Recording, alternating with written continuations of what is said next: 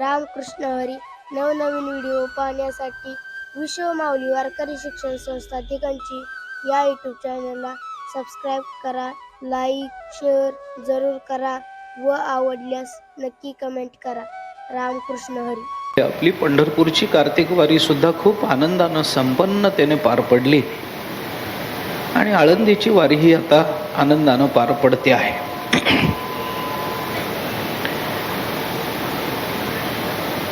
म्हणून या वर्षीच्या या प्रवचनमालेला आपण प्रारंभ करतो आहोत. जयाचे नाव तीर्थरावो या ज्ञानेश्वरीतल्या 6व्या अध्यायातल्या ओवीच्या संबंधाने विचार आपल्याला करायचा आहे. ज्ञानेश्वर महाराजांची ही जी ओवी आहे ही ओवी 6व्या अध्यायातल्या सुरन्मित्रनुदासून या श्लोकावरचं भाष्य आहे. परंतु श्लोकावरचं भाष्य जरी असलं तरी श्लोकामध्ये नसलेलं हे भाष्य आहे. जे श्लोकामध्ये नाही ते ज्ञानोबराय बोलतात. सज्जनांचं संतांचं वर्णन करण्याकरता कथेची से न करता ज्ञानोबराय जेव्हा संत स्तवनामध्ये रत होतात त्यावेळेला स्वनिर्मित अशा विशेषणांनी ते संतांचं वर्णन करताना ज्ञानेश्वरीमध्ये अनेक ठिकाणी दिसतात. ज्ञानेश्वरीमध्ये अनेक ठिकाणी ज्ञानेश्वर महाराजांनी संतांची जी वर्णनं केलेली आहेत ती वर्णनं कुठल्या तरी पुराणातून, कुठल्या तरी इतिहासातून, रामायण महाभारतात इतिहासातून, पुराणातून, उपनिषदातून तिथं वर्णन केलेल्या ब्रह्मभावाच्या, ब्रह्मप्राप्तीच्या अवस्थेचं चिंतन करणारे अशी ती विशेषणं आहेत. हे जरी खरं असलं तरी ती विशेषणं ज्ञानोबरायांनी तिथून घेतलेली नाहीत. विशेषण देताना संतांच्या बाबतीमध्ये संतस्तवन करताना, संतांचं वर्णन करताना जी विशेषणं दिली जातात ती विशेषणं 2 पद्धतीनं विचारात घेता येतात. त्याच्यातला एक प्रकार असा असतो की आपण जेव्हा विशेषण देतो संतांना त्यावेळेला ते विशेषण औपनिषदिक वाङ्मयामधून व्यक्त झालेल्या एखाद्या अवस्थेचं प्रतीक किंवा द्योतक म्हणून समोर येत असतं. परमात्म्याचं वर्णन करत असताना आपण परमात्म्याला करुणा वरुणालय म्हणतो, कृपा निधान असं म्हणतो, दया सागर असं म्हणतो. ही विशेषणं कुठून आली? ही पुराणातून आलेली विशेषण आहे. हे विशेषणं संत वाङ्मयातून आलेली आहेत. ही विशेषणं पूर्वी त्यांचा परमात्म्याचा ज्यांना ज्या पद्धतीचा अनुभव आला त्या अनुभवातून व्यक्त झालेली आहेत. काही विशेषणांना अशा पद्धतीचं प्रामाण्य असतं आणि काही विशेषणं अशी असतात की त्या विशेषणांना तशा अर्थाने प्रामाण्य काही नसतं, परंतु तरीही ती विशेषणं महत्वाची असतात. कारण ती विशेषणं पुराण वगैरे इतर वाङ्मयातून आलेली नसली तरी सुद्धा ती ज्यांचा तसा अनुभव आलेला आहे त्या अनुभवातून ती विशेषणं प्रकट झालेली असतात. ज्ञानोबरांनी संतांना दिलेली विशेषणं ही अशी मागून काहीतरी कुठल्या तरी आधारानं पुढे आलेली नाही आहेत. ज्ञानोबरांनी निवृत्तीनाथ महाराजांना समोर बघितलेलं आहे. संत महात्मा कसा असतो आणि त्या संत महात्म्यांचा आपल्या जीवनावर कसा परिणाम होतो हे ज्ञानोबरायांना निवृत्तीनाथ महाराजांच्या सहवासातून माहिती आहे. सहवास आहे आणि त्या सहवासातून त्यांना हे ज्ञात आहे की असा त्यांचा परिणाम आहे, असं त्यांचं वागणं आहे, असा त्यांचा आचार आहे, असा त्यांचा विहार आहे. हे त्यांना जे ज्ञात आहे ते त्यांच्या अनुभवातून प्रकट झालेलं आहे. आणि जेव्हा आयती विशेषणं निवडली जातात तेव्हा संत स्तवनी रत होण्याकरता कथेची सेक करावी लागते. पण जेव्हा विशेषणं स्व अनुभवातून प्रकट होत असतात त्यावेळेला ती विशेषणं मांडत असताना कथेची से न करीसी तू संतस्तवनी रतसी कथेची से न करीसी असं होतं. त्यामुळे ज्ञानेश्वर महाराजांनी दिलेली विशेषणं ही जरी त्यांच्या अनुभव संपन्नतेतून प्रकट झालेली असली आणि तू वगैरे अशा पद्धतीची सर्वनामं जरी ज्ञानोबारांनी वापरलेली असली, जयाचे नाव तीर्थरावो, जयाचे निसंगे ब्रह्मभावो भ्रांतासी, अशी सर्वनामं जरी ज्ञानेश्वर महाराजांनी वापरलेली असली आणि त्या सर्व नामाच्या मागे जरी काही संतांचा उल्लेख असला तरी सुद्धा ज्ञानेश्वर महाराजांना अभिप्रेत मागचा संत शब्द हा विशेष नामयुक्त नाही आहे. ज्ञानेश्वर महाराजांना समोर बसलेले निवृत्तीनाथ महाराज त्या सर्व नामाचे वाचक ठरवायचे. संत म्हणजे उपनिषदातून प्रकट झालेले सिद्धांत ज्यांच्या आचारातून प्रकट झाले तशी विशेषणं औपनिषदिक वाङ्मयातून प्रकट होणं वेगळं आणि त्या महात्म्याचा समोर बसून येणारा अनुभव आणि त्या अनुभवातून ज्या ज्ञानेश्वर महाराजांच्या चरणी सर्व वाङ्मय संपदा लोळण घेते आहे त्या ज्ञानेश्वर महाराजांच्या मुखातून ती विशेषणं प्रकट होणं वेगळं. ज्ञानेश्वर महाराजांनी 6व्या अध्यायामध्ये संतांचं जे वर्णन केलंय हे वर्णन श्लोकातून प्रकट झालेलं नाही. श्लोकात कुठेही असं म्हटलेलं नाही. श्लोकामध्ये म्हणत असताना तो सर्वांच्या बाबतीत सम राहतो तो महात्मा असं वर्णन चालू आहे. मग तो सुहृद असेल, मित्र असेल, बंधू असेल, सज्जन असेल, पापी असेल, चांगला असेल, वाईट असेल, कसाही जरी असला तरी त्या सर्वांच्या संबंधानं ज्याची अंतःकरणाची अवस्था समत्वाची असते अशा महात्म्यांचं वर्णन 6व्या अध्यायामध्ये योग्याच्या संबंधानं चालू आहे. ही पार्श्वभूमी डोळ्यासमोर ठेवून ज्ञानेश्वर महाराजांनी जयाचे नाव तीर्थरावो दर्शने प्रशस्तीसी ठावो जयाचे निसंगे ब्रह्मभावो भ्रांतासी या विषयाचा जो विचार केलाय तो विचार आपल्याला करायचा आहे. मी फक्त पार्श्वभूमी या ओव्यांची काय आहे तेवढी आपल्या समोर ठेवतोय. हे सांगत असताना ज्ञानेश्वर महाराजांनी जे वर्णन केलं ते श्लोकामधलं नाही आहे, ते स्वतंत्र आहे. कारण कुठेही श्लोकामध्ये ज्यांच्या संघामध्ये गेल्यानंतर भ्रांताला सुद्धा ब्रह्मभाव प्राप्त होतो, ज्यांच्या मुखातून धर्म जगतो, ज्यांचा अमुक आहे, ज्यांच्या नुसत्या दृष्टीतून अनेक सिद्धी जन्माला येतात वगैरे, हे श्लोकात कुठे आलेलं नाही आहे. पण श्लोकामध्ये समत्व बुद्धीनं वागणारा महात्मा कसा असतो हे कळण्याकरता त्या महात्म्याकडे जी प्रवृत्ती जीवाची व्हावी लागते त्या प्रवृत्ती करता म्हणून त्या महात्म्याचं महात्म्य सांगणं हे ज्ञानेश्वर महाराजांना आवश्यक वाटतं. हे महात्म्य कशा करता सांगितलं? ज्ञानेश्वरीमध्ये आलेली संत वर्णनं ही कशा करता आलेली असतील, काय हेतू असेल त्याचा? ज्ञानेश्वर महाराजांनी अनेक ठिकाणी संतांच्या संबंधाने केलेली चिंतनं ज्ञानेश्वरीमध्ये आपल्याला खूप ठिकाणी पाहायला मिळतात. खूप ठिकाणी म्हणजे इतकं, जसं आता आपण प्रमाण देऊन आलो, इतकं की निवृत्तीनाथ महाराजांना शेवटी सांगावं लागतं की बाबा बास झाला, हा मुख्य विषय नाहीये तुझ्या चिंतनाचा.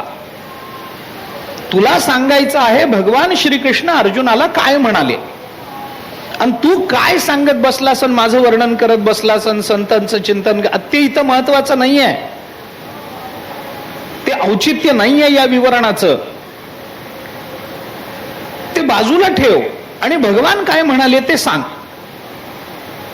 इतकं त्यांना भानावर आणून सावध करावं लागावं, इतकं देहभान विसरून ज्ञानेश्वर महाराज संतांची वर्णनं करतात. काय हेतू काय असेल? संत वर्णनाचे सर्वसामान्य बुद्धीने जर आपण विचार केला तर 4 हेतू असतात. आपल्याला साधा विचार सांगतो. संतांच्या वर्णनाचे, संतांच्या स्तुतीचे साधारण 4 हेतू डोळ्यासमोर धरा. कशा करता संतांचं वर्णन करायचं? एक, पुण्याची प्राप्ती व्हावी म्हणून. संतांच्या वर्णनात काय मिळतं? पुण्य संपादन करता येतं. ज्ञानोबारायांचं वर्णन केलं, तुकोबारायांचं वर्णन केलं, पुण्याची प्राप्ती होते.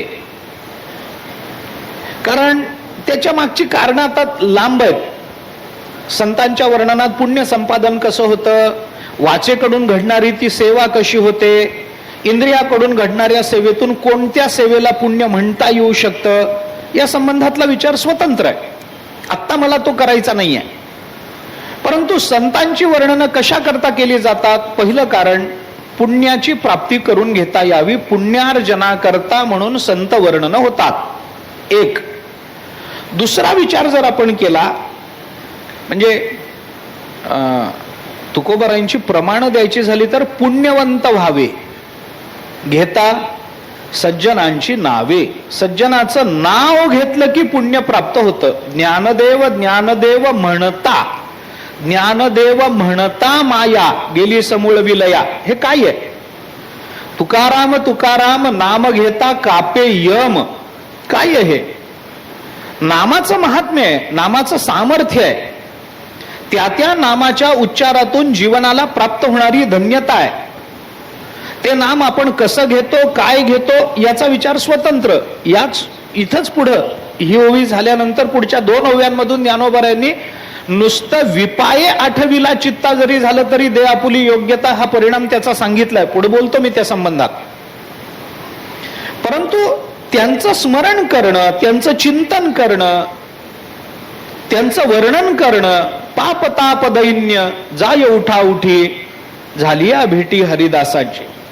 त्यांची भेट घेणं, त्यांची स्तुती करणं, त्यांची नुसती भेट झाली तरी पुण्य. अरे कोण पुण्य कोणा गाठी यासी ऐसी. अरे यांची भेट होण्याकरता कोण पुण्य लागतं.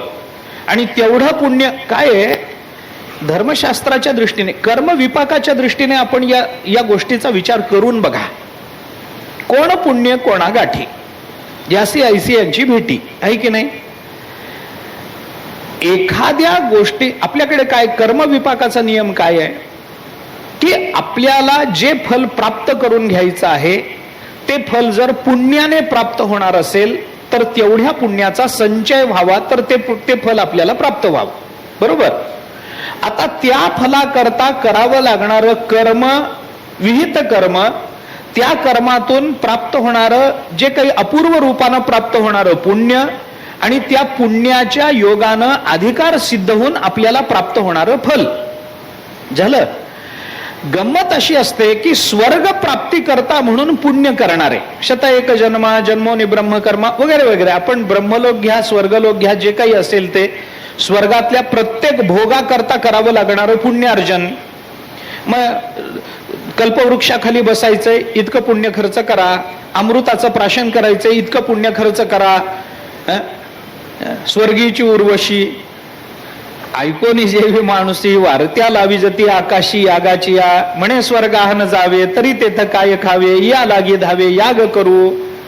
या सगळ्या प्रमाणावरून ज्ञानोबारांनी आपल्याला सूचित करून दिलं की बाबा स्वर्गामधल्या प्रत्येक एका आनंदाची अनुभूती घ्यायची असेल, भोग घ्यायचा असेल तर आपलं पुण्य आपल्याला खर्च करावं लागतं. मान्य आहे. बरं, तिथं पुण्य खर्च केल्यानंतर पुण्य जेव्हा निवृत्त होऊन जातं, ते पुण्य खर्च होऊन जातं, तेव्हा मग तिथं काय मिळतं? पुण्याची पाऊटी सरे सवेची इंद्रपणाची उटी उतरे येऊ लागती माघारे मृत्यू लोका. या मागे बाबा तुका म्हणे जाती पुण्य क्षये अधोगती. अधोगती होते त्याची. पटलं? हा कर्मशास्त्राचा नियम आहे. पुण्य संपादन करा, योग्य फलाचा भोग घ्या, फलभोग घेतल्यानंतर संपलेलं पुण्य संपलं, तिथून पुन्हा माघारी या. आता या विधानाकडे या. कोण पुण्य कोणा गाठी, म्हणजे संतांची गाठ पडण्याकरता आपल्याला पुण्य प्राप्त करून घ्यावं लागतं. जोपर्यंत पुण्य संचय नाही तोपर्यंत आपल्याला संतांची भेट होणार नाही. हे तर निश्चित झालं. हे तर निश्चित झालं. कारण तुकोबाराय म्हणतात कोण पुण्य कोणा गाठी. अरे यांची भेट घेण्याकरता गाठ पडण्याकरता कोण पुण्य लागतं? खूप पुण्य लागावं आणि मग संतांची भेट व्हावी. प्रमाण पुष्कळ आहेत त्याला. मी थोडं पुढे बोलतोय, माझा विचार थोडासा पुढे आहे. संतांची भेट घेण्याकरता जर पुण्य संचय लागत असेल तर त्या पुण्य संचयाने संतांची भेट झाल्यानंतर पुण्य संपायला पाहिजे की नाही? नियम काय आहे कर्मशास्त्राचा? फलभोगामध्ये कर्मसंचय संपून जातो, पुण्यसंचय संपून जातो, हा जर कर्मशास्त्राचा नियम आहे. भोग घेण्याकरता स्वर्गात आम्हाला काही अमृत प्राशन करायचंय, आमच्या जवळ 25% पुण्य आहे आणि अमृताच्या प्राशनाकरता 50% पुण्य लागणार आहे. आम्हाला मिळेल का अमृत? नाही, 25% कमी पडले. बाजारात गेल्यानंतर आम्हाला आवडलेली वस्तू 500 रुपयाची आहे, आमच्या खिशात 50 रुपये मिळत नाही, मिळत नाही. बाजारामध्ये नंतर देतो तरी म्हणता येतं, तिथं कर्मात उधारी चालत नाही, कर्म उधारीवर होत नाही. बाजारात आमच्या खिशात 50च आहेत, 500ची वस्तू आवडली, आम्हाला मिळत नाही, आपल्याला व्यवहारात चोरी करून आणता येईल, कर्मविपाकात ते जमत नाही, कारण त्याचं स्वतंत्र पाप आहे. स्वर्गामध्ये चोरी जमत नाही, चोरी करणारे स्वर्गात जात नाहीत. असं दोन्ही आहे ना, दोन्ही आहे ना. मग असं जर असेल तर मग ज्या कर्माच्या फलातून म्हणजे पुण्यातून आम्हाला संतांची भेट होणार आहे, ती भेट झाल्यानंतर जमा केलेलं पुण्य संपायला पाहिजे की नाही? आणि ज्यांच्या भेटीमध्ये आम्ही पुण्यहीन होऊन जाऊ त्यांची भेट प्रशस्त मानता येईल का? मानता येणार नाही. मग कोण पुण्य कोणा गाठी? पुण्यवंत व्हावे घेता सज्जनांची नावे, पाप ताप दैन्य जाय उठाउठी. ही प्रमाण कोणत्या आधाराने घ्यायची? त्याचं उत्तर इतकंच देता येतं की संतांच्या भेटी करता पुण्य लागतं, पण संतांच्या भेटी करता लागणारं पुण्य आणि स्वर्ग भोगा करता लागणारं पुण्य, या पुण्याच्या प्राप्तीमध्ये आणि विनियोगामध्ये फरक आहे. काय फरक आहे? स्वर्ग भोगासाठी लागणारं पुण्य भोगामध्ये संपून जातं आणि संत भेटी करता लागणारं पुण्य संत भेट झाल्यानंतर दुपटीनं वाढतं. पुण्यवंत व्हावे घेता सज्जनांची नावे, त्यांचं नाव घेतलं तर पुण्य आहे, तर मग त्यांची भेट झाल्यावर पुण्य नाही का? कैमुत्तिक न्यायानं विचार केला तर, कैमुत्तिक न्यायानं विचार करून पहा, त्यांचं नाव घेतलं जर पुण्यवंत होता येतं तर त्यांची भेट झाल्यानंतर पुण्यवंत होता येणार नाही. मग ते पुण्याची वृद्धी झाली पाहिजे. म्हणून इतर ठिकाणी त्यांच्या भेटीमध्ये पुण्य, इतर ठिकाणी वस्तूच्या प्राप्तीत पुण्य निवृत्त होतं, संतांच्या बाबतीत त्यांच्या प्राप्तीत पुण्य वृद्धिंगत होतं. म्हणून पुण्य संपादन करण्याकरता जिथं आपल्याला दुपटीनं पुण्याची वृद्धी होणार आहे त्या संतांचं वर्णन करा, त्यांची भेट होण्याकरता त्यांची स्तुती करा, त्यांच्या भेटी करता प्रयत्न करा. म्हणून पुण्यार्जनाकडे करता म्हणून संत महात्म्य गायलं जातं. एक. दुसरा विचार, कशा करता संत महात्म्य गायचं? कारण संत महात्म्य गाणं हीच संतांची सेवा आहे, संतांची सेवा आहे. पुण्यार्जन करणं हे वेगळं फल आहे आणि संत सेवा करणं हे वेगळं फल आहे, वेगळी गोष्ट आहे. संतांची सेवा घडावी म्हणून मानवी जन्माला यावं, ज्ञानोबाराय तुकोबारायांची सेवा न करता मरून जावं, मग कुत्र्यात ढेकणात आणि आपल्यात काही फरक नाही. ज्ञानेश्वरी नाही, गाथा नाही, कधी चिंतन नाही, कधी पारायण नाही, कधी वारी नाही त्यांची, कधी त्यांच्या चरणाच्या दर्शनाचा योग नाही, काही उपयोग नाही. माणूस म्हणून जन्माला येण्याचा तो फायदा नाही. संत सेवा घडली पाहिजे. तुका म्हणे संत सेवा हेची देवा उत्तम. देवाला सुद्धा जी संत सेवा आपल्या जीवनाचं ध्येय वाटते. निरपेक्षम मुनिम शांतम निर्वैरम समदर्शनम अनुव्रजाम्यहम नित्यम पूययेत्यंग्रि रेणुबी. एकादश स्कंदामध्ये भगवान स्वतः उद्धवाला हे सांगतात, अरे बाबा, निरपेक्ष मुनी रूपामध्ये असणारे, शांत असणारे, निर्वैर समदर्शी असणारे जे महात्मे आहेत, अनुव्रजाम्यहम नित्यम, मी त्यांच्या पावलांचं अनुसरण करत राहतो. त्यांच्या चरणकमलाला लागलेली मृत्तिका त्याची प्राप्ती व्हावी याच्याकरता त्यांच्या मागे मागे जातो. धावत चालती मागे मागे देव इच्छी रज चरणीची माती. देवाला सुद्धा त्यांच्या चरणाच्या मातीची अपेक्षा आहे, त्या संबंधानं जे विकल्प मांडता येतील, भावरूपानं त्याचा जो भाव विस्तार करता येईल तो विषय स्वतंत्र आहे. पण संत सेवा घडली पाहिजे. याच्याकरता आता संत सेवा घडावी, मग आम्हाला काय करता येऊ शकतं? ज्ञानोबारायांची भेट होण्याची शक्यता नाही, तुकोबारायांची भेट होण्याची शक्यता नाही.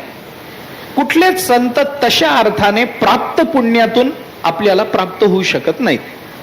मग काय करा? ज्ञानोबाराय तुकोबाराय भेटत नाहीत ना, मग एक काम करा, ज्ञानोबारायांची बसल्या जागी स्तुती करा, तुकोबारायांची बसल्या जागी स्तुती करा. हीच त्यांची सेवा आहे.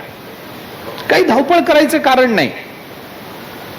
म्हणविता त्यांचे दास पुढे आसो रे ना, त्यांचं दास्यत्व स्वीकारावं, मी त्यांचा दास आहे म्हणावं, त्यांची स्तुती करावी, ते माझे स्वामी आहेत म्हणावं, माझे मालक आहेत ज्ञानोबाराय, त्या मालकांचा मी नोकर आहे, त्यांचं वर्णन करणं माझं कर्तव्य आहे असं म्हणावं, त्यांची स्तुती करावी. त्याच्यातून संत सेवा घडते. पुण्यार्जन होण्याकरता संतांची स्तुती, संत सेवा घडावी याच्याकरता संतांची स्तुती, हे सामान्यतः तुमच्या माझ्याकडून जेव्हा संत किंवा संत स्तुती होते त्याचे हेतू आहे. दुसरे दोन हेतू सांगतो जे याच्या पुढे जाणार आहे.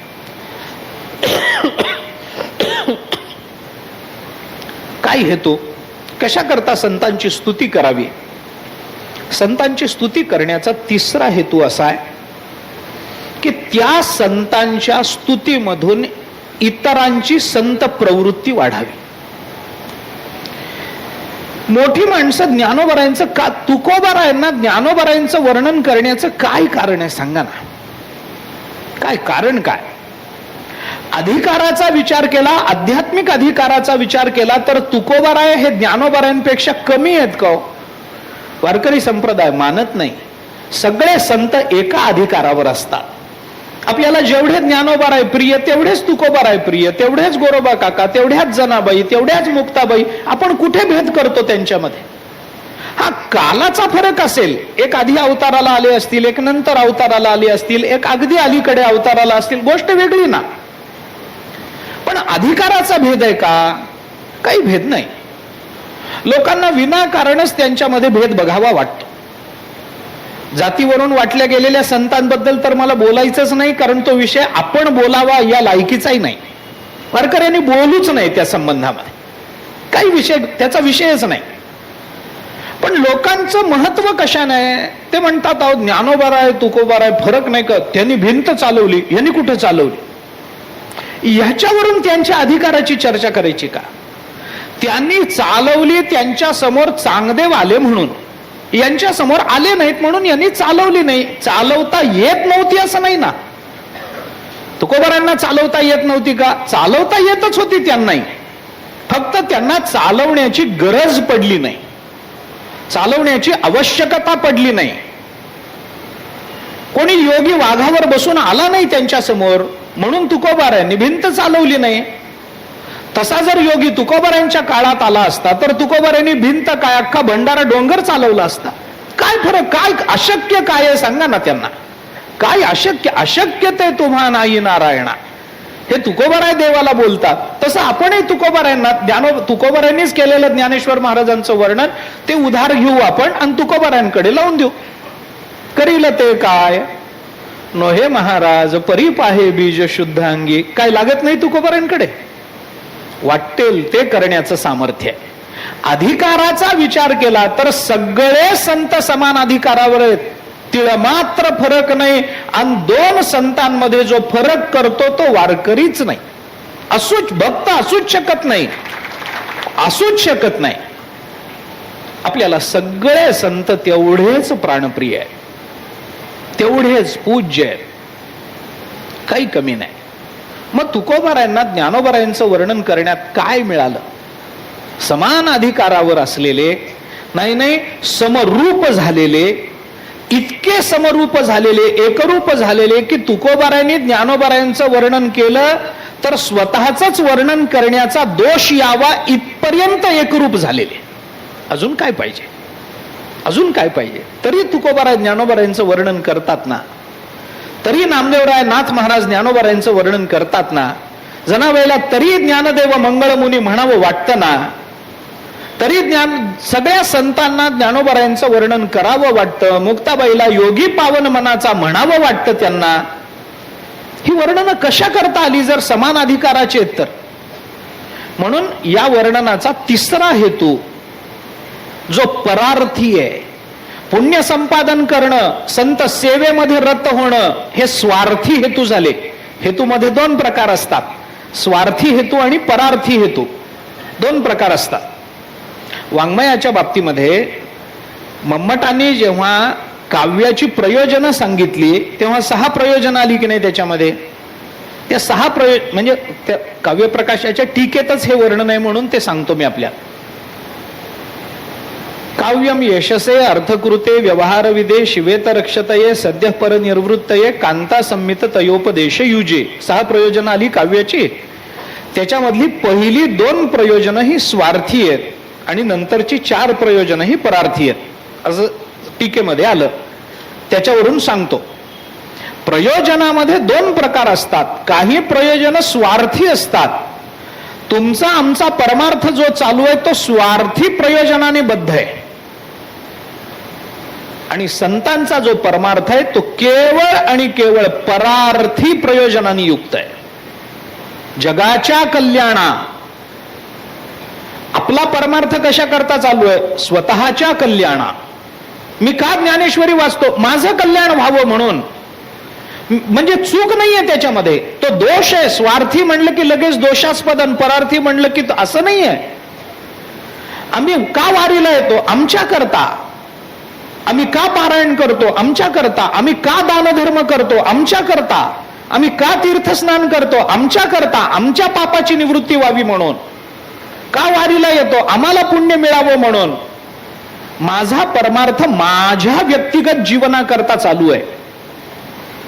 तुकोबारायांचा परमार्थ, ज्ञानोबारायांचा परमार्थ त्यांच्या व्यक्तिगत जीवनाकरता होता का?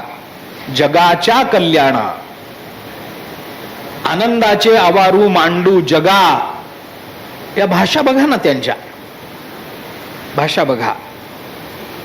जगताच्या कल्याणाकरता संता, म्हणून त्यांचं जे प्रयोजन आहे ती परार्थी प्रयोजन 2 सांगतो.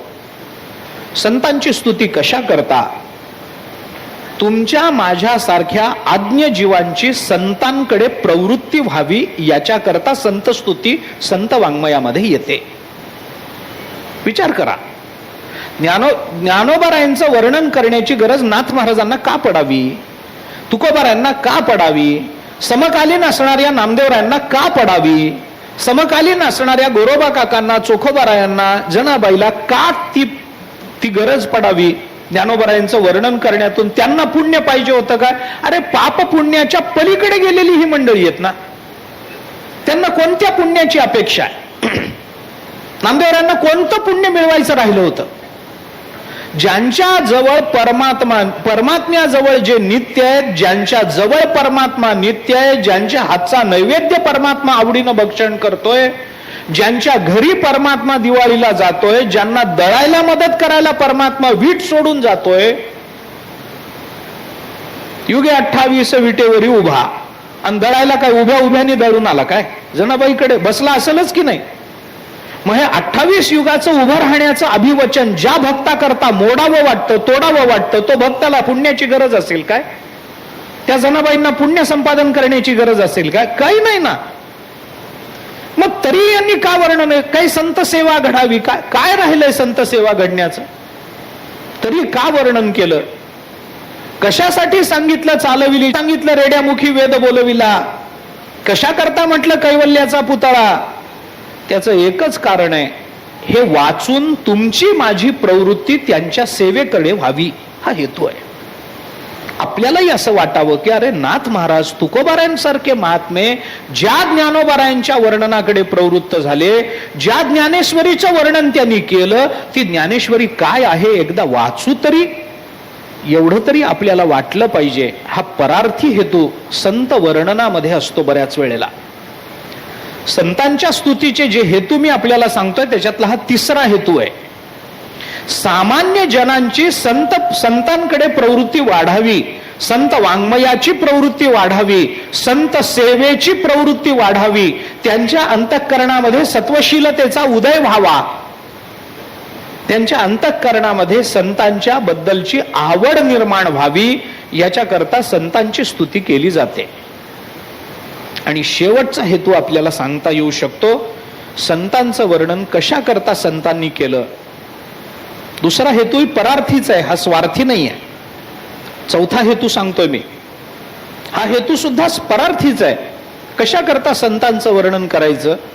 काही नाही, संतांचं यथार्थ ज्ञान व्हावं याच्याकरता. विशेषण काय करतात? विशेषण व्यावर्तक असतात ना, व्यावर्तकत्व काय करतं? व्यावर्तकात आता त्याच्यातही फरक आहे. नैयायिकांची भाषा फार चांगली आहे या बाबतीत, विचार करण्यासारखा म्हणजे गोष्ट ही. व्यावर्तक काय करतं? वेगळं काढतं. जे वेगळं काढतं ते व्यावर्तक. पण नैयायिकांनी वेदांतांनी दिलेलं जे व्यावर्तकत्व आहे, त्या व्यावर्तकाला तेच व्यावर्तकत्व का असावं, त्या व्यावर्तकाचं व्यावर्तक काय आहे याची चर्चा केली. एवढंच वेगळेपण का? याचं वेगळेपण कोणत्या वेगळेपणाच्या आधारावर अवलंबून आहे? अनवस्था दोष येत नाही त्याच्यामध्ये. वेदांतांनी दिलेल्या उत्तरामध्ये अनवस्था दोष प्रसंग येत नाही. पण तो वेदांताचा भाग झाला, तत्वज्ञानाचा भाग झाला. आता त्याची चर्चा करण्यात तात्पर्य नाही. मुद्दा हा आहे की संतांचं यथार्थ ज्ञान आपल्याला व्हावं. कैवल्याचा पुतळा प्रकटला भूतळा, चैतन्याचा जिव्हाळा ज्ञानोबा माझा, हे वर्णन केल्यानंतर ज्ञानोबाराय म्हणजे कैवल्याचा पुतळा आहे, हे ज्ञानोबारायांचं यथार्थ ज्ञान आहे. ज्ञानोबाराय म्हणजे केवळ पंचमहाभूतात्मक देहधारी जीव नाहीत, हे त्याच्यातून कळालं. जीवदशा निवृत्त करणारा कैवल्याचा पुतळा ही शब्द, निवृत्त करणारी कैवल्याचा पुतळा ही शब्द योजना, त्याचा विचार करा. संतांचं यथार्थ ज्ञान जगाला व्हावं. तुकोबाराय संतच आहेत, पण तुकोबाराय असं म्हणणार नाहीत की माझं यथार्थ ज्ञान करून घ्या म्हणजे तुमच्या जीवनाचं कल्याण होईल. संत स्वतःला संत म्हणत नाहीत, हेच संतत्वाचं व्यावर्तकत्व आहे. असं आहे. त्याच्यात अजून जर खाजवून खरूज काढायची झाली तर, संत स्वतःला संत म्हणत नाहीत याचाच अर्थ ते संत आहेत. म्हणून तर लोक आपलं काही नाही, मी काही संत नाही असं जे खोटं खोटं म्हणतात की नाही, ते त्याच पदवीवर जाण्याकरता म्हणत असतात. हे जीवदशेचं व्यावर्तक आहे.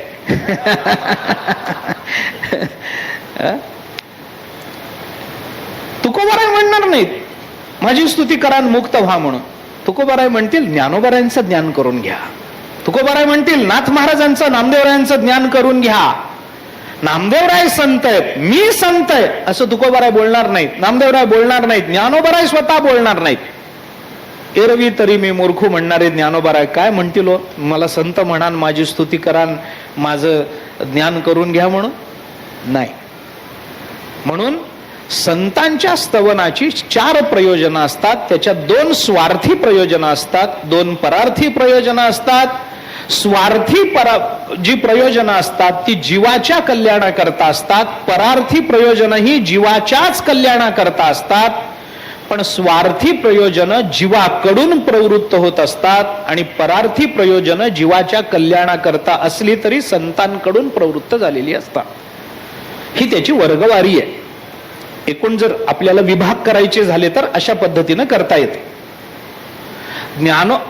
मी कशा करता हे सांगितलं की ज्ञानोबारायांनी या 6व्या अध्यायामधल्या या श्लोकावर भाष्य करताना, 9व्या श्लोकावर भाष्य करत असताना, जयाचे नाव तीर्थरावो दर्शने प्रशस्ती सिठावो, जयाचे निसंगे ब्रह्मभाव भ्रांतासी, हे म्हणून जे वर्णन केलेलं आहे ते वर्णन श्लोकाच्या अनुषंगानं आलेलं नाही. हे ज्ञानोबारायांच्या अंतःकरणात असणाऱ्या संत स्तुतीच्या संबंधानं प्रकट झालेलं वर्णन आहे. त्यामुळे हे जे चिंतन ज्ञानेश्वर महाराजांनी मांडलं, या मांडणीमध्ये ज्ञानेश्वर महाराजांनी जयाचे नाव तीर्थरावो असं म्हणून संतांचं वर्णन केलंय. आपल्याला त्या संबंधातच बोलायचंय. जयाचे म्हणजे कुणाचे? श्लोकामध्ये ज्यांचं आधी वर्णन केलेलं आहे असा योगी संत त्यांचं वर्णन चालू आहे. 6व्या अध्यायात आल्यामुळे त्याला योगी म्हणायचं, नाहीतर तो संतच आहे. तो जर 12व्या अध्यायात आला असता तर भक्त म्हटलं असतं. तो जर 13व्या अध्यायात गेला असता तर ज्ञानी म्हटलं असतं. 14व्यात आला असता तर गुणातीत म्हटलं असतं. 16व्यात आला असता तर दैवी संपत्तीवान म्हटलं असतं. 17व्यात आला असता तर सात्विक म्हटलं असतं.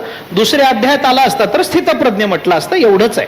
तो 6व्यात आल्यामुळे त्याला योगी म्हणायचंय असा त्याचा एकूण अर्थ. हे सगळे एक, कारण यांची लक्षणं बघा ना तुम्ही. स्थितप्रज्ञाचं वर्णन काढून बघा, 14व्यातलं तुम्ही गुणातीताचं वर्णन काढून बघा, काय फरक आहे? साधारण एकच वर्णन आहे. पण तरी जयाचे नाव तीर्थ रावो असं ज्ञानोबारांनी म्हटलंय. आता जयाचे नाव तीर्थ रावो, हे तीर्थ रावो हे नाव आहे. आपल्याला त्याच संबंधानं बोलायचं आहे. ज्ञानोबारांनी केलेली स्तुती, त्या संबंधानं पुष्कळ चिंतन आहे. स्तुती म्हणजे हे जे वर्णन ज्ञानोबारांनी केलंय त्या स्तुतीमध्ये काय काय आलं, कसं कसं आलं, स्तुतीमध्ये काय यावं लागतं, एक जाता जाता फक्त सांगतो. जिथं जिथं स्तुती होते की नाही, आणि त्याच्यातही बोलतो, ज्ञानेश्वरीचं वैशिष्ट्य माना पाहिजे तर, हे ज्ञानेश्वरीचं वैलक्षण्य माना पाहिजे तर, पण जिथं जिथं स्तुती होते आणि त्यातल्या त्यात जेव्हा ती प्राप्त विषयाला सोडून होते त्यावेळेला ती स्तुती अर्थवाद म्हणवली जाते. अर्थवाद काय आहे? स्तुती किंवा निंदा या दोन्हीला अर्थवादच म्हणतात. निंदा सुद्धा अर्थवादातच येते बरं.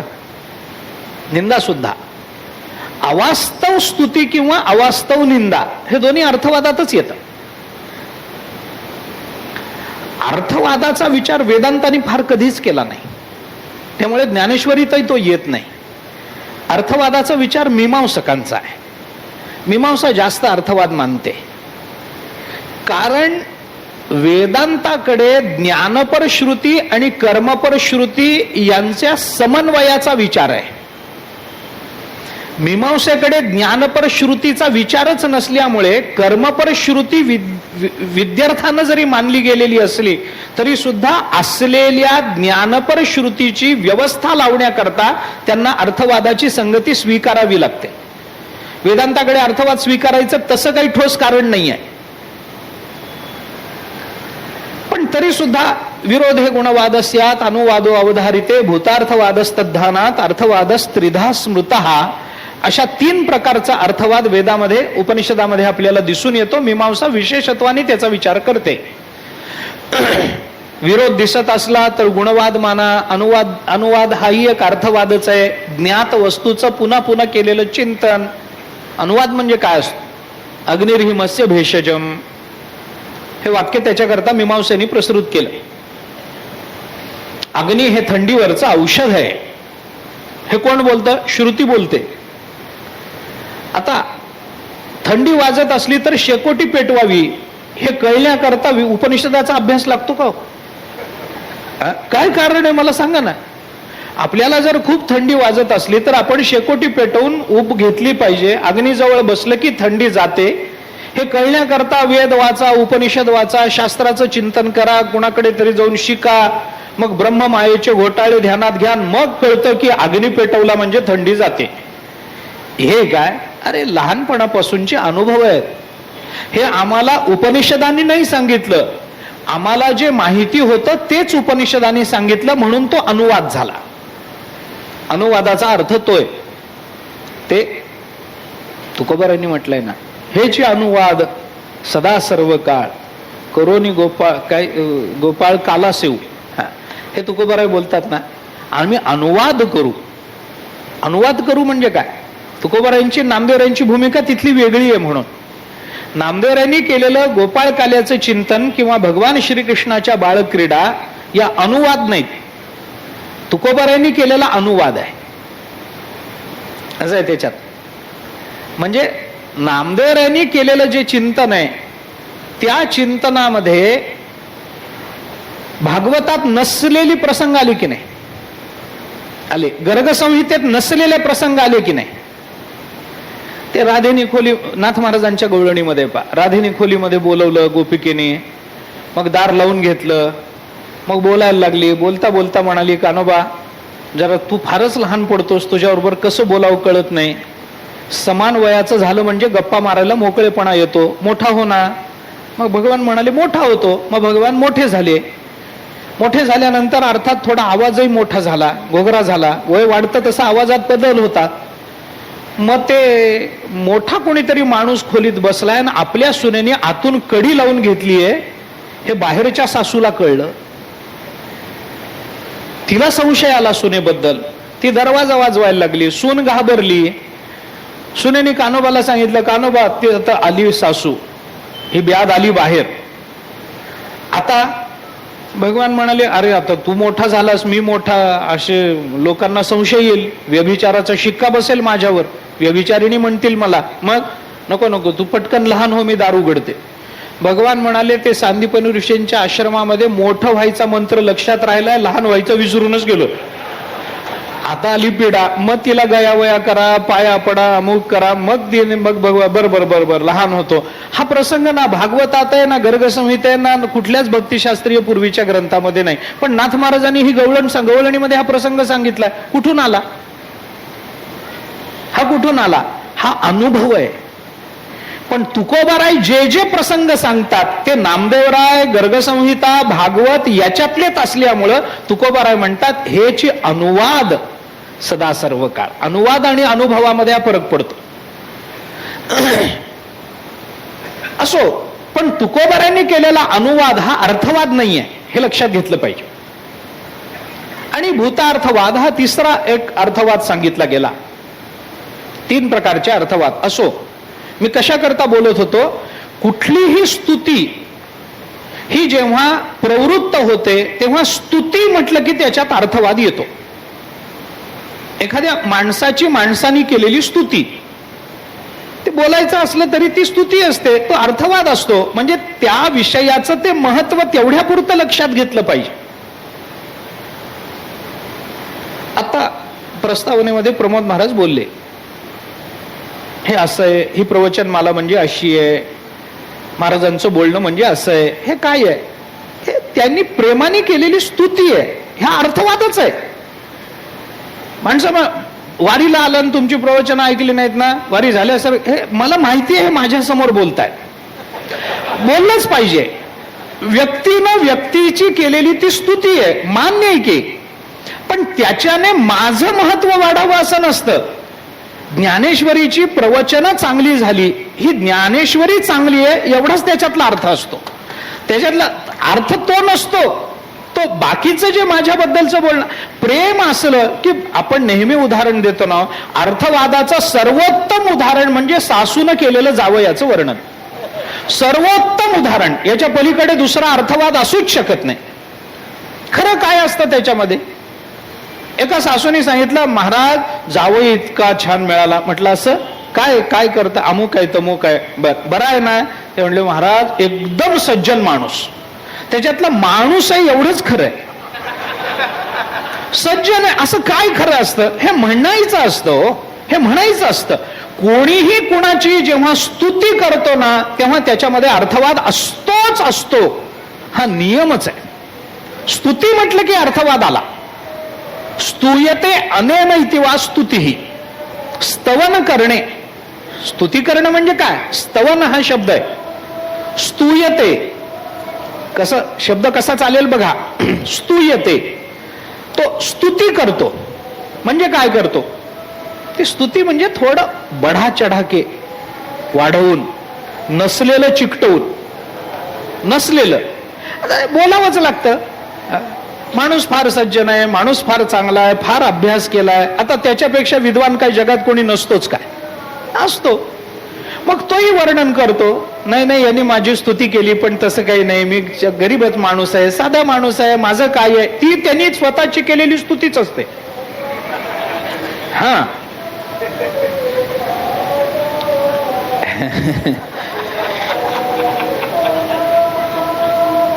उष्ट्राणांच विवाहेषु गर्दभ मंगल पाठकः परस्परम प्रशंसन्ते अहो रूपम अहो ध्वनी.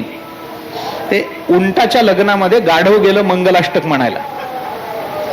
आता उंट म्हणजे काय रूप आणि गाढव म्हणजे काय आवाज. मग त्या गाढवाने आपल्या आवाजात उंटाची स्तुती केली, तुझ्यासारखा सुंदर कोणी नाही. आणि गाढव म्हणाल तुझ्यासारखा गायक कोणी नाही. चालत राहत स्तुतीच आहे. त्याच्यामध्ये थोडं वाढवणं असणारच. मनुष्य मनुष्याची करो, मनुष्य देवाची करो. स्तुतीमध्ये थोडस, म्हणून तर मीमांसेला ती अडचण आली ना. कारण कर्मामध्ये स्तुती चालत नाही. कर्माची स्तुती झाली की कर्म संपलं, असं आहे ना. मीमांसेनी आपण केलेलं कर्म आपल्या तोंडाने जर आपण बोलून दाखवू तर त्या कर्माचं पुण्य वाया जातं म्हटलंय. आपण केलेलं, मी एखादं कर्म केलं, यज्ञ केला, देवाची पूजा केली, सुंदर मनासारखी प्रसन्न पूजा झाली. पण ती प्रसन्नता कुणाला तरी सांगितल्याशिवाय माणसाला चैन पडत नाही. गेला शेजारी, चल ना बघायला आज काय पूजा झाली, फारच मस्त, फार आज काय फुलं मिळाली, फारच मस्त, आणि मी इतका रंगून गेलो, फार मस्त पूजा झाली, चल चल चल करून स्वतःच्याच पूजेचं वर्णन करत आला तर त्या पूजेचं पुण्य गेलं ना. पूजेचं पुण्य निघून गेलं. आत्मकृतम पुण्यम व्रथान परिकीर्तयेत, मीमांसेचं विधान असं आहे. आत्मकृतम पुण्यम व्रथा न परिकीर्तयेत, त्याचं परिकीर्तन करू नका. स्तुतीमध्ये वाढवणं असतं, परंतु ज्ञानोबाराय जेव्हा स्तुती करतात तेव्हा त्या स्तुतीमध्ये वाढवणं नाही. अर्थवादाचा संबंध ज्ञानोबारायांशी नाही. दोन कारण त्याची. एक लौकिक कारण सांगतो आणि एक शास्त्रीय कारण सांगतो. भागवतानी अनेक ठिकाणी, मी सगळंच विचार सांगतो असं नाही, अनेक ठिकाणी भगवंताची स्तुती केली. अनेक गीतांमधून स्तुती आली. ती स्तुती भगवंताची सगळ्याच अर्थाने. अर्थवाद मानायचा का? मानायचा नाही. का मानायचा नाही? जे कारण भगवंताच्या स्तुतीला अर्थवाद न म्हणण्याचं आहे तेच कारण संतांच्या वर्णनाला, ज्ञानोबारांनी केलेल्या संतांच्या वर्णनाला अर्थवाद न म्हणण्याचं तेच कारण. संतांची स्तुती अर्थवाद नसते. का नसते? कारण त्या अर्थवादामध्ये, मी स्तुती म्हणतोय, संतांची स्तुती अर्थवाद नसते असं मी म्हटलंय. त्यामुळे मला अर्थवादाचं विवरण जे करायचंय ते स्तुत्यात्मक भूमिकेतून करायचंय. बर, त्याच्यामध्ये ती स्तुती अर्थवादात्मक का नाही आहे? कारण स्तुतीमध्ये जे वाढवून वर्णन केलं जातं त्याला जर अर्थवाद म्हणायचं असेल तर संतांच्या संबंधाने कितीही गुणांची वृद्धी तुम्ही करा, संत हे गुणांचा समुद्र असल्यामुळे तुम्ही सांगितलेले कोणतेही गुण त्या समुद्रामध्ये सहज मिळून जातात. त्यामुळे संतांकडे नाही असा गुणच नाही, आणि जो गुण अस्तित्वात नाही त्या गुणांच्या संबंधानं स्तुती करण्याची आपली बुद्धी नसते. त्यामुळे जे गुण आहेत त्याच संबंधानं, एखादा मनुष्य, अमका मनुष्य यांनी फार चांगलं काम केलं, अमुक केलं तमुक केलं, आणि असं म्हणता म्हणता एखादा गुण त्याला चिकटवला जातो, हा फार विरक्त आहे, नसतो तो. पण त्या वेळेला तसं वर्णन करणं ही काळाची गरज असते. बऱ्याच वेळेला काळाचे फार विरक्त आहे, फार वैराग्यवान आहे, अमुक आहे तमुक आहे, फार सालस आहे, नसतो, पण तरी म्हणावं लागतं. आता वैराग्य हा गुण त्याला चिकटवलाय, पण वैराग्य हा गुण आहे की नाही? आहे. नसलेला चिकटवला नाही. वैराग्य गुण आहे, त्याच्याकडे नाही. तसं तुम्ही कोणत्याही गुणाचं नाव काढा आणि तो संतांजवळ नाही हे सिद्ध करून दाखवा. संत हे गुणाची खाण आहेत ना. त्यामुळं ज्ञानोबाराय जेव्हा संतांची स्तुती करतात तेव्हा ती स्तुती ही अनुभव रूपानं प्रकट झालेली असल्यामुळे तो अर्थवाद ठरत नाही. काय असतं, अर्थवाद ठरण्याकरता तो गुण तिथं नसला पाहिजे किंवा असलेल्या त्या गुणाचा अनुभव नसला पाहिजे. ही दोन कारण आहेत.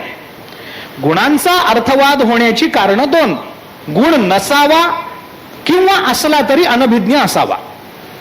गुणांचा अभाव अथवा गुणांची अनभिज्ञता या दोन भूमिकेतून अर्थवादाची सिद्धी गुणसंबंधानं करता येते. संतांच्या बाबतीत दोन्ही नाही. गुणांचा अभाव असणं शक्य नाही आणि अनभिज्ञता आपल्याला असली तरी कुठल्या ना कुठल्या रूपामधून संतांच्या चरित्रातून तो गुण प्रकट झालेला दिसतोच आहे. त्यामुळे ज्ञानोबाराय जेव्हा वर्णन करतात तेव्हा ती स्तुती आपल्याला खोटी ठरवता येणार नाही. उगीच ज्ञानोबारायांना आवड आहे म्हणून ज्ञानोबारायांनी आपलं तोंड भरून स्तुती केली असं नाही आहे. तोंड भरो का विचारा अंतःकरणी विषयासी थारा, हे नाही. तिथं काही हेतू नाही आहे, स्वार्थी हेतू नसल्यामुळे ज्ञानोबारायांनी केलेली स्तुती यथार्थ मानली पाहिजे. त्याच्यामध्ये ज्ञानोबाराय संतांना त्यांचं नाव तीर्थराव आहे असं म्हणतात. संत ही या तिन्ही ओव्या, शेवटच्या या श्लोकाच्या खालच्या शेवटच्या तिन्ही ओव्या ज्ञानोबारायांचं स्वतंत्र मत आहे, स्वतंत्र त्यांनी केलेलं चिंतन आहे त्या श्लोकाच्या संबंधात. या तिन्ही ओव्यांचा विचार आपल्याला करावा लागणार.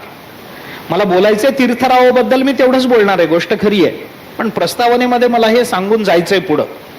आज थोडं सांगतो, उद्याच्या प्रस्तावनेमध्ये थोडं बोलतो, तीर्थरावकडे येतो.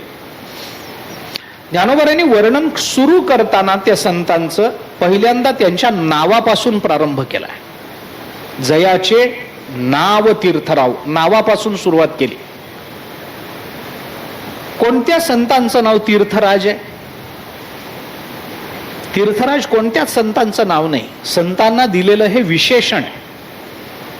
ज्ञानोबारायांनी त्या महात्म्याला, योग्याला दिलेलं हे विशेषण आहे, भक्ताला दिलेलं विशेषण आहे की हे तीर्थराज आहे. ते तीर्थरावो का म्हणलं हे बोलतो, पण नावापासून प्रारंभ झाला. वर्णन दोन पद्धतीनं होतात, एक कर्तृत्व संबंधानं आणि दुसरं स्वरूप संबंधानं. ज्ञानोबारायांनी इथं केलेलं जे चिंतन आहे ते सगळं कर्तृत्व संबंधानं आहे. स्वरूप संबंधानं इथं आत्ता चिंतन नाही. पुढचं सगळं वर्णन, दर्शने प्रशस्तीची चावो, जयाचेने संगे ब्रह्मभावो भ्रांतासी, जयाचेनी बोले धर्मुजिये, सगळं कर्तृत्वच आहे. पण कर्तृत्वयुक्त जे वर्णन असतं त्या वर्णनाला जोपर्यंत स्वरूप ज्ञानाचा बोध होत नाही तोपर्यंत अर्थ राहत नाही. आणि तो बोध ज्ञानोबारायांनी तीर्थरावो या शब्दातून करून दिला. कारण तीर्थ शब्द कुठं कुठं लागू शकतो याचं जे चिंतन आपल्याला पाहायला मिळतं ते आपण बघा. तीर्थ शब्द कशा करता वापरला जातो? तीर्यते अनेन इति वा तीर्थ. हा आपण त्याची व्युत्पत्ती काय सांगू? ज्याच्यामुळं आपल्याला तरुण जाता येतं त्याला तीर्थ असं म्हणतात. आता तरुण कशानं जाता येतं ते ज्ञानोबारायांना विचारा. ज्ञानदेव म्हणे, तरलो तरलो आता उद्धरिलो गुरुकृपे. म्हणजे गुरुकृपेमुळे मी तरुण, ज्याच्यामुळे तरुण जाता येतं ते जर तीर्थ आहे, तर ज्याच्यामुळे मी तरुण गेलो ते माझे सद्गुरू, हे तीर्थ होणार नाही का? होणार नाही का? म्हणजे माझे सद्गुरू हे तीर्थ होईल. आणि जर सद्गुरू संत, संत हे जर तीर्थ आहेत तर ज्ञानोबाराय तीर्थ रावो नाहीत का? चला मी बोलतो पुढं, मला ते सिद्धच करायचंय, त्याच्याकरताच बसलो मी आता. थोडा एक म्हणून मी म्हटलं की आजचा विचार मी थोडा प्रास्ताविक रूपामध्ये मांडतो. तीर्थ रावो असा शब्द वापरला. रावो शब्द राजा या अर्थाने येतो ज्ञानेश्वरीमध्ये. रावो म्हणजे राजा, राव राजा या अर्थाने. तीर्यते अनेन, जे आपल्याला तरुण तारून नेतं, ज्याच्यामुळे मनुष्य तरुण जातो ते तीर्थ. किंवा दुसरा एक विचार केला तर, थोडासा लौकिक अर्थाने जर विचार केला तर आपल्याला दुसरा एक विचार करता येतो, तरती पापाधिकम यस्मात, ज्याच्यामुळे पापाधिकातून तरुण जातो. तरुण जातो हे म्हणणं वेगळं आणि पापाधिकातून तरुण जातो हे म्हणणं वेगळं. ज्याच्यामुळे तरुण जातो तो भवसागरातून तरुण जातो असा अर्थ आहे. आणि म्हणून इथं जे तरती क्रिया म्हणजे धातू तोच आहे, तरती, पण कशातून? पापाधिकम यस्मात, पापातून तरुण जातो. पापातून तरुण जाणं वेगळं आहे. लौकिक तीर्थ आम्हाला पापातून बाहेर काढतात, बरोबर? आपलं पाप जातं, गंगा पापम शशीत वगैरे वगैरे वगैरे अनेक प्रमाण त्याला. फेडीत पाप ताप, ज्ञानोबरांचीच भाषा वापरायची झाली तर, पोखीत तिरीचे पादप समुद्रा जायाप गंगेचे जैसे. गंगा तीर्थ आहे, पापाचं निवारण करते. वाचे म्हणता गंगा गंगा सकळ वगैरे वगैरे वगैरे नेहमी आपण सांगतो त्या संबंधामध्ये. तीर्थानं आपलं पापक्षालन होतं, पापक्षालन होतं. उदाहरणं खूप, प्रमाण खूप. गंगा यमुना सरस्वती वगैरे या नद्यांचं चिंतन आपल्याला नेहमी सांगितलं जातं. कशा करता गंगेत स्नान करायचं? पापाची निवृत्ती व्हावी म्हणून. जातं की नाही हा भाग वेगळा, पण तशी मान्यता आहे, अनुभव आहे. आता आपलं पापच असं आहे की गंगा सुद्धा म्हणत असेल नको बाबा, पण आता त्याला इलाज नाही. तिलाही काही इलाज नाही ना आपल्यालाही काही. आपल्याला तिच्याशिवाय कोणी नाही आणि तिला कर्तव्य म्हणून गत्यंतर नाही. म्हणून ज्ञानोबरांनी केलेले चिंतन बघा ना. तीर्थे बाह्यमळू क्षाळे, कर्मे अभ्यंतर उजळे. ज्ञानोबरांनी केलेले चिंतन. तीर्थे बाह्यमळू क्षाळे. तीर्थानं काय होतं? बाहेरचा मळ जातो. बाहेरचा मळ म्हणजे काय? पाप वगैरे हे बाहेरचेच मळ आहेत. ज्ञानाचा विचार विचारसागराच्या सुरुवातीला आलं ना हे चिंतन सगळं. साधनांचा विचार करताना अंतरंग साधन बहिरंग साधनामध्ये काय आलं? यज्ञ यागाधिक बहिरंग, अत्यंत बहिरंगामध्ये आलं की नाही. आणि मग त्याच्यानंतर विवेक वैराग्याधिक अंतरंग साधन, आणि त्याच्या पुढे श्रवण मनन निधिध्यासन हे अंतरंग त्याच्याही, आणि तत्वम पदार्थ शोधन हे अत्यंत अंतरंग. अशा 4 टप्प्यावर विचारसागरात 3च टप्प्यावर आहे, पण वेदांतात ते 4 टप्प्यावर आहे. त्याच्यामध्ये विवेक वैराग्याच्या अपेक्षेत अत्यंत अंतरंग साधन हे तत्वम पदार्थ शोधन आहे, आणि बहिरंग साधन यज्ञ यागाधिक आहे. आणि त्याच श्रवण मनन निधिध्यासन आणि तत्वम पदार्थ शोधनाच्या सापेक्षत्वाने बघायचं झालं तर विवेक वैराग्य हे सुद्धा बहिरंग साधन होतं, आणि यज्ञ यागाधिक अत्यंत बहिरंग होतं की नाही. मग ते यज्ञ याग आम्हाला काय देतात? ब्रह्मज्ञान देतात. काय यज्ञानं ब्रह्मज्ञान होतं काय? होत नाही. नाहीतर प्राचीन बरही कधीच मुक्त झाला असता. भागवतामध्ये यज्ञानं मुक्त होता येतं का? होत नाही. का? कारण कर्म माणसाला मुक्त करत नाही. विचारसागरामध्ये त्याचा पूर्व पक्ष मनाला पटेल असा आहे, पण उत्तर पक्ष वाचला की कळतं की हेच बरोबर आहे. मग कर्मानं ज्ञान होतं का? होत नाही. केवळ कर्मानंच ब्रह्मज्ञान झालं असतं तर जगतामध्ये सगळ्यात पहिल्यांदा गाढव मुक्त झालं असतं, कारण त्याच्या एवढं काम करणारं कोणीच नाही जगात. कर्मानंच मुक्त व्हायचं असेल तर गाढव मुक्त झालं असतं. बरं, त्या गाढवाचं सगळं कर्मही निष्कामच आहे की हो. स्वतः करता कुठे चाललंय? मालक म्हणेल तिकडं, मालक म्हणेल तसं, मालक देईल खायला तर खायचं, मालक म्हणेल जा उकिरड्या. स्वतःच्या मनावर कुठे? काहीच नाही. ज्या अंतःकरण शुद्धी करता निष्काम कर्माचरणाची अपेक्षा वेदांत बोलून दाखवतो ते निष्काम कर्माचरण तिथेही आहे. मग नुसत्याच कर्मानं मोक्ष आहे काय? मोक्ष प्राप्त होईल तर ज्ञानाने होईल. ज्ञानादेव तू कैवल्यम, ज्ञाने विणे के उपाय करीसी वगैरे प्रमाण आहेत आपल्याकडे. मग ज्ञानानच जर केवळ आहे, मग कर्म काय आहे? कर्म बाह्यमळ आहे. पाप हे पुण्य हे बाह्यमळ आहे. आणि म्हणून तीर्थ काय करतात? आपल्या पापाचं निवारण करतात आणि परमार्थाकरता योग्य बनवतात. तीर्थ काय करतात? परमार्थाकरता योग्य. म्हणून तरती पापाधिकम यस्मात असा विचार करून आपण बहिरंग अर्थाच्या दृष्टीने तीर्थाचा विचार करू शकतो. आणि तीर्यते अनेन इतिवा तीर्थ या शब्दातून आपल्याला अंतरंग साधन या दृष्टीने तीर्थाचा विचार करता येतो. बहिरंग साधनेतलं तीर्थ म्हणजे गंगा वगैरे या जलरूप तीर्थाचा विचार करा.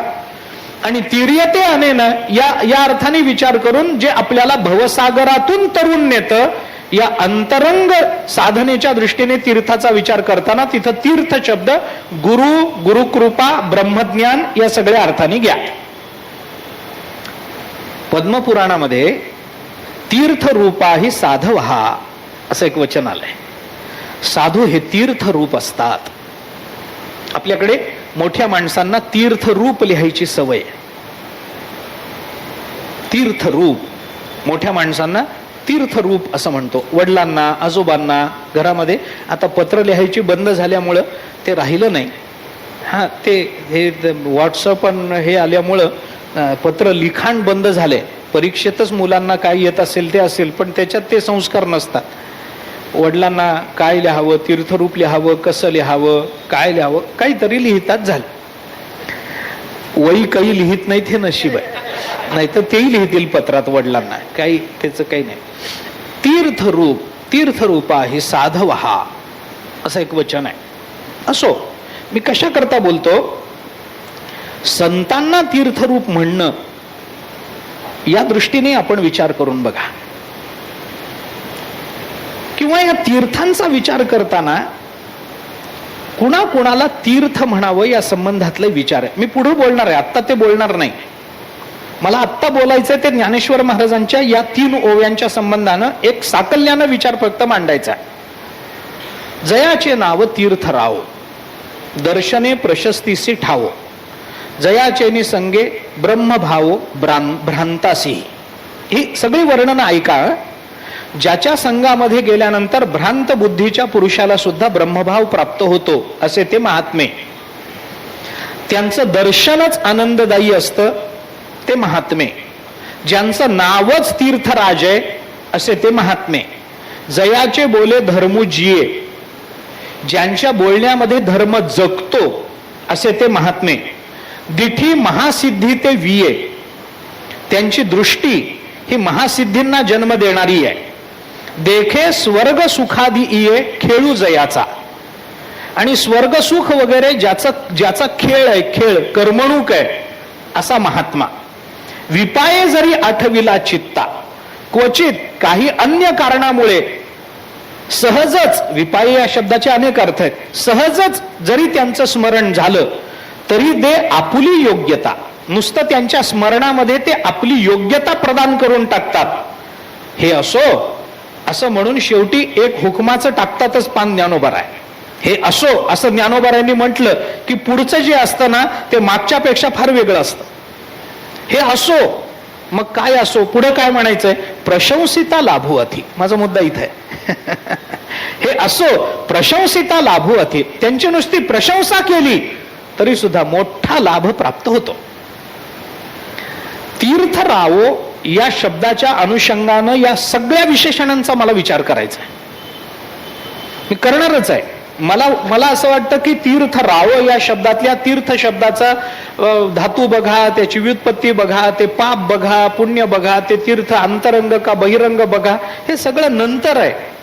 ज्ञानोबारायांनी स्वतःनी त्यांना तीर्थराज का म्हणायचं याच्या कारणांची मालिका या नंतरच्या 2.5 ओव्यांमध्ये दिलेली आहे, 2.25 ओव्यांमध्ये. मला त्याचा विस्तार मी उद्या करतो, त्याचा विस्तार. आत्ताची वेळ संपली आहे, पण उद्या त्याचा विस्तार मी थोडासा करतो. ज्ञानोबारांनी केलेलं चिंतन नावापासून सुरू झालंय आणि स्मरणामध्ये संपलंय. चिंतन नावापासून सुरू झालं, स्मरणामध्ये संपलं. त्यांचं नाव तीर्थराव. थोडा एक जाता जाता विचार संपवण्याकरता, समारोपाकरता म्हणून एक मुद्दा जाता जाता सांगून जातो. संतांच्या संबंधानं ज्ञानोबारांनी केलेली ही स्तुती, ती वर्णनं, ही जर बारकाईनं बघितलं तर मी समांतर एका प्रमाणानं सिद्ध करण्याचा प्रयत्न करतो. संतांच्या संबंधानं आपल्याकडून उमटणारी क्रिया काय असते, त्याच्यावरून संतांची प्रतिक्रिया काय उमटते, हे कसं ठरतं हे ज्ञानोबारांनी या ओव्यांमधून दाखवून दिलं. मी समांतर प्रमाणाने बोलतो आपल्याला. आपण संतांकडे कोणत्या भूमिकेतून जातो, संतांच्या संबंधानं आपली क्रिया काय उमटते, याच्या सापेक्षत्वानं संतांकडून उमटणाऱ्या प्रतिक्रियेचं चिंतन आहे.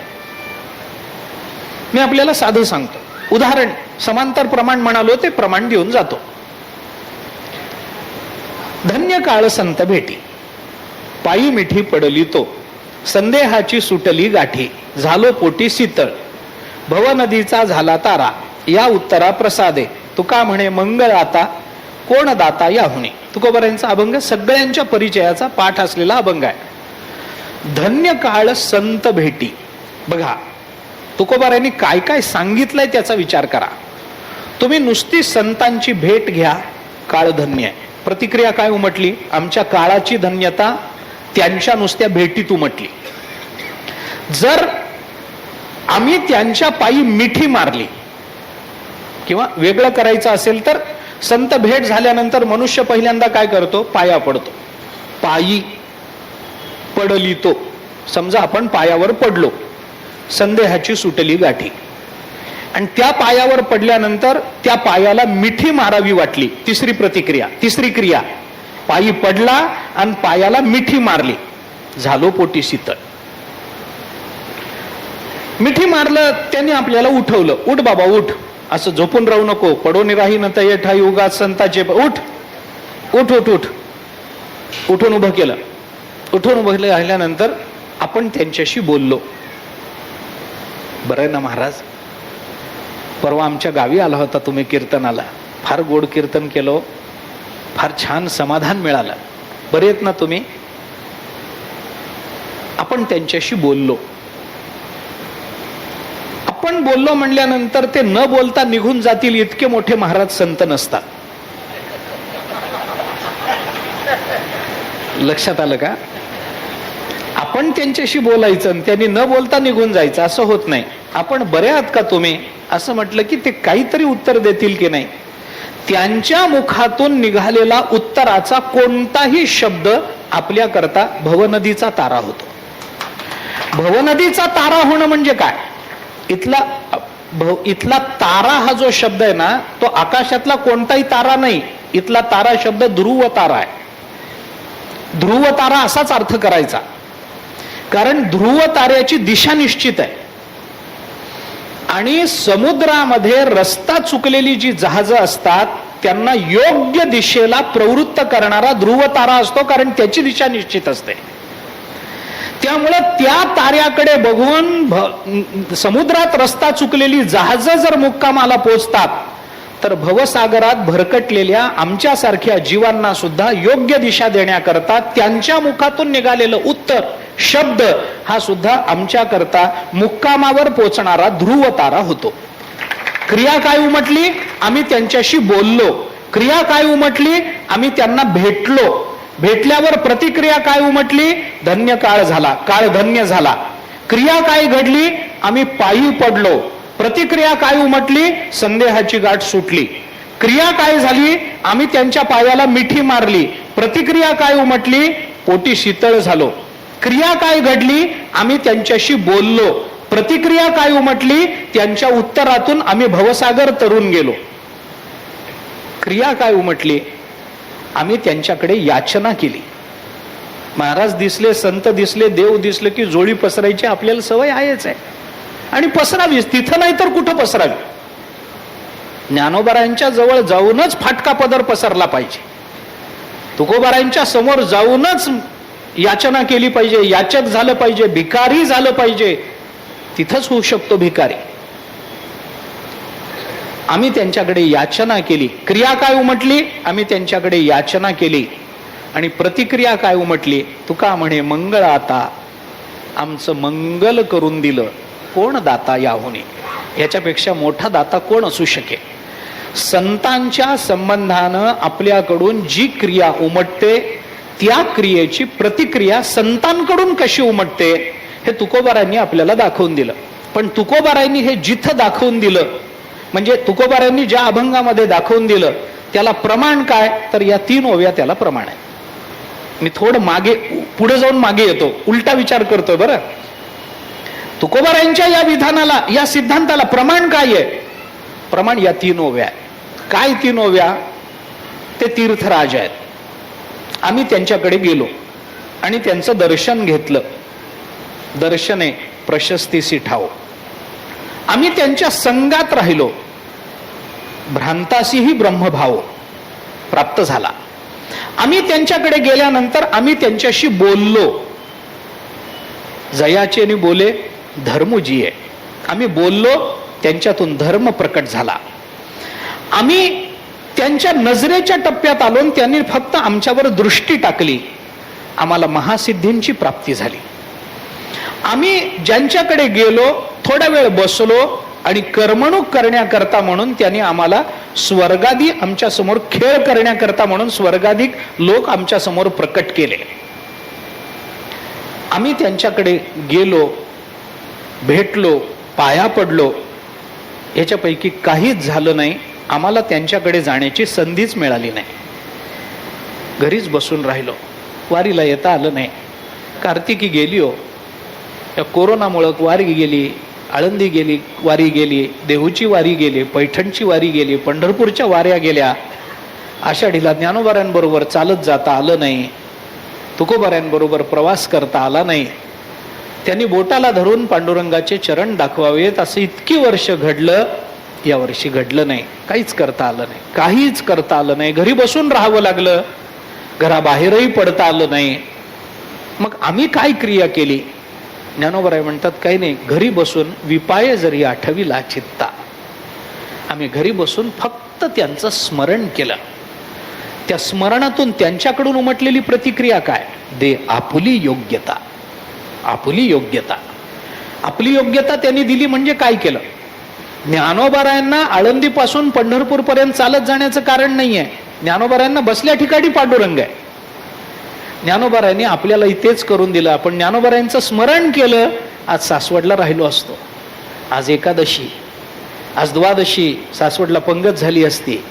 चला निघायचंय आता लोणंदला. आज लोणंदचा दिवस हो, आज रिंगण हो, चांदोबाचा लिंब आज हो, आज सदाशिवनगरचं रिंगण हो, हे झालं ते झालं, उभं रिंगण, गोल रिंगण, सगळे रिंगण. आज तिथं तर चिखलानं माखलो असतो.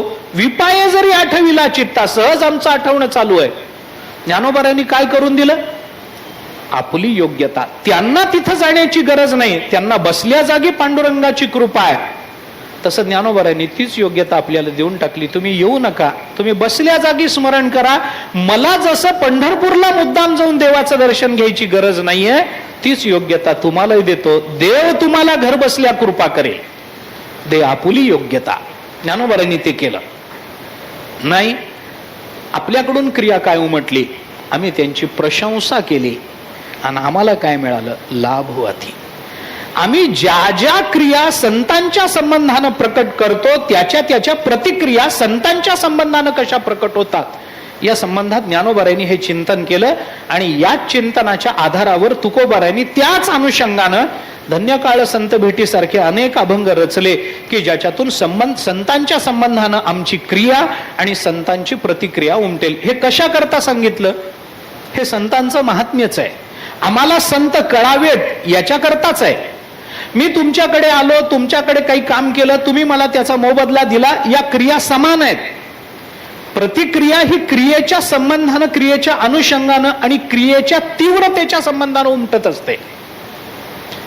बाजारात जाऊन आपण जर 100 रुपये दिले तर कोणीही दुकानदार आपल्याला 200 रुपयाची साखर देत नाही. तो 100 रुपयाचीच साखर देणार. आम्ही बाजारात जाऊन 10 रुपयाची वस्तू मागितली तर 10 रुपयाचीच वस्तू मिळणार. दुकानदार त्याच्यावर 20 रुपयाची, 50, 100 रुपयाची वस्तू देणार नाही, जास्त देणार नाही. पण संतांच्या संबंधानं आम्ही केलेली क्रिया क्षुल्लक असते आणि संतांनी दिलेली प्रतिक्रिया अलौकिक असते. या संताचे हे देणे आहे ना. कल्पतरुहुनी दुणे परिसा परिसा अगाध जेणे चिंतामणी ठेंगणा, असं या संतांचं देणं आहे. ते तुकोबाराय, ज्ञानोबाराय आपल्याला याच्यातून प्रकट करून देतात. अशा पद्धतीनं संतांची स्तुती केली आणि त्यामध्ये ज्ञानोबाराय त्या महात्म्यांना तीर्थ रावो असं म्हणतात. आता माझा विषय एवढाच आहे याच्यातला. फक्त विचाराचं सूत्र सांगतो. ज्ञानोबारायांनी संतांचं वर्णन करताना तीर्थरावो म्हटलंय. आपल्याला वेगळं काही करायचं नाही. आपल्याला वारीत आपण आलोय ना, आपल्याला ज्ञानोबारायांचं वर्णन करायचं. त्यामुळे शब्द त्यांचे घ्यायचेत, फक्त शब्द लावायचेत आपल्याला इकडं, तिकडून काढायचेत. तिकडून काढायचं कारण नाही आहे, तेही आपल्याला तेवढेच प्रिय आहेत, पण औचित्य ज्ञानोबारायांचं आहे. औचित्य ज्ञानोबारायांचं आहे, आम्हाला ते करायचं आहे. सगळ्या संतांचं म्हणजे मी कुठल्याही इथं बसून मी गोरोबा काकां, तुकोबारायन, नामदेवरायन, नाथ महाराजांबद्दल बोललो तरी जयाचे नाव तीर्थराव लागतंच. पण मला आत्ता त्यांना त्यांच्याबद्दल बोलायचं नाही. त्यांना राग येत नाही, उलट त्यांना आनंद होईल की आळंदीला गेला ज्ञानोबारायांबद्दल बोलला. म्हणून मला हे सगळं फक्त जयाचे नाव तीर्थरावो हे ज्ञानोबारायांनी ज्या संतांच्या बाबतीत म्हटलं, सद्गुरूंच्या बाबतीत म्हटलं, ते तसंच असू देत. मी फक्त शब्द त्यांचे घेतो आणि ज्ञानोबारायांचं वर्णन करतो. ज्ञानोबाराय म्हणजे तीर्थराज आहेत. कोणत्या अर्थाने तीर्थराज आहेत? या ओव्यांच्या अनुषंगानं तर बोलणारच आहे, ओव्यांच्या अनुषंगानं तर बोलणारच आहे. दर्शने प्रशस्तीसी ठावो याच्या तीर्थराजत्व कसं येतं? जयाचेनी संगे ब्रह्मभाव भ्रांतासी याच्यामध्ये तीर्थराजत्व कसं येतं हे तर बोलणारच आहे मी. माझ्या विचाराचा मुद्दाच तो आहे. परंतु मला हे बोलायचंय ज्ञानोबारायांबद्दल.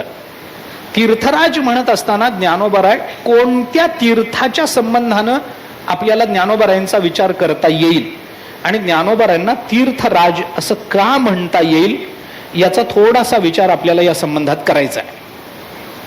काय आहे, तीर्थ हा जो शब्द येतो की नाही, निपान आगमयोहो तीर्थ हा ऋषीजुष्टे जले गुरव. अमरकोशामध्ये या सगळ्यांना तीर्थ याचे समानार्थी शब्द काय काय दिलेत ते सांगितलंय. काय आहे? निपान. निपान या शब्दाचा अर्थ आहे जलाचं जे स्थान असतं, जिथून काय आपण जिवंत झरा जिथं असतो, जलाचं उगमस्थान, त्याला निपान त्याला तीर्थ म्हणतात. आगमयोह, आगमयोह म्हणजे शास्त्रांना तीर्थ म्हटलंय. ऋषीजुष्टे म्हणजे ज्या काय म्हणू आपण, ज्या स्थलाचा स्वीकार ऋषींनी केलेला असतो, ज्या जागेचा स्वीकार ऋषींनी केलेला असतो त्याला तीर्थ म्हटलंय. त्यानंतर जलस्थानाला तीर्थ म्हणतात. आणि गुरु समानार्थी शब्द आहे. अमरकोश काय करतं, एका शब्दाचे समानार्थी शब्द देतं की नाही, तर ते समानार्थी शब्द जर अमरकोशात येत असेल तर गुरु हा सुद्धा तीर्थाला दिलेला समानार्थी शब्द आहे.